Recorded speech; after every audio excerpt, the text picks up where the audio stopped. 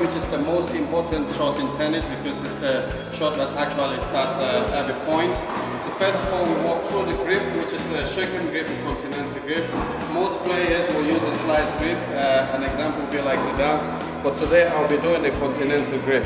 And the first thing I want to do here is align my body, which my left foot is pointing towards the outside net post, and then my shoulder is pointing towards where I'm going to be doing the serve. So the first thing to practice is which is the toss.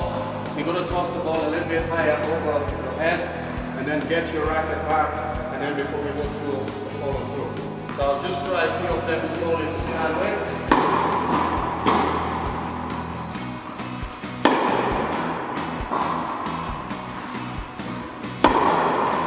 First thing to do here is get myself ready, racket ready, so I'll higher toss, then into the serve.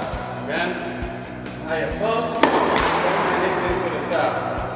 So again, we're going to move on to the serve. So first thing as a beginner, we don't want to go into continental grip, which is a very, very complex grip. We want her to just use a forehand grip to start off with, and all we're going to do is just put her here to try and tap the ball over the net. So again, just a normal tap rather than using the continental grip. Okay, so here we go. That's a good one. Let's see. After you go try that again.